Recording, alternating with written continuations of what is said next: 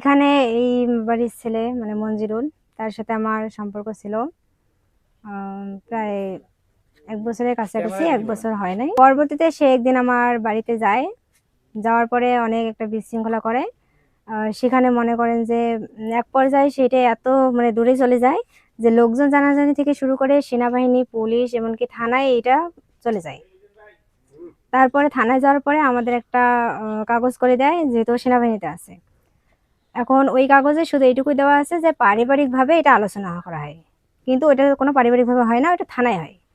তারপরে যখন ওখানে দেওয়া আছে, শুধু দেওয়া আছে যে ওর পারমিশন হলে বিয়ে হবে, কিন্তু ওর কবে পারমিশন, কত সালে বা কি, সেগুলো দেওয়া নেই। আর এখনও ওই কাগজটাকে মনে করেন যে অস্বীকার করতেছে, এবং আমাকেও। ঝামেলাটার পর থেকে তো সে ভালোভাবে যোগাযোগ করতেছে না। তার এক কথা যে সে বিয়ে করছে, অন্য জায়গায় বিয়ে করবে, সে আমাকে নেবে না, সেটা টাকা দিয়ে আপোষ করবে। সে কি টাকা দিয়ে আমার সম্মান কিনতে চায় নাকি? আপনি কি চান এখন? আমি তাকে বিয়ে করতে চাই। এখন আপনার সর্বশেষ দাবিটা কি? সর্বশেষ দাবি হলো আমি ওকে বিয়ে করব। আচ্ছা, আপনার বাড়ি কোথায়? আমার বাবার নাম, অ্যাড্রেসটা একটু বলেন তো। আমার বাড়ি হলো মহেন্দ্রনগর, ফড়িংডি। আপনার বাবার নাম? আমার নাম মোসাম্মদ মোনালিসা খাতুন। আমার বাবার নাম মোজাম্মেল আলী। আমার মায়ের নাম মোসাম্মদ উম্মে কুলসুম বেগম। আর বয়সটা আপনার? সার্টিফিকেট বয়স? 18+, 18 18 প্লাস উপরে। আছে।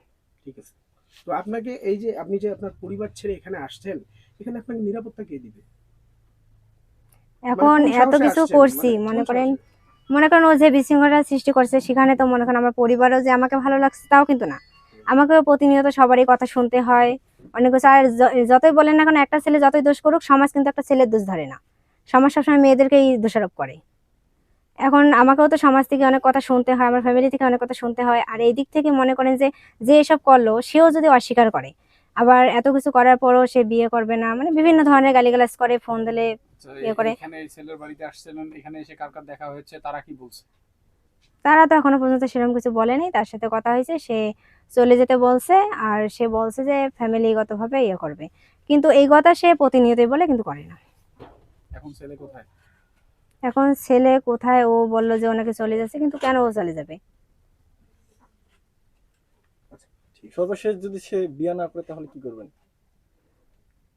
এখন ও বিয়ে না করলে তো মনে করেন যে আমার মনে করেন যে মৃত্যু ছাড়া কোনো উপায় থাকবে না, কারণ ও এমন একটা পরিস্থিতি সৃষ্টি করছে।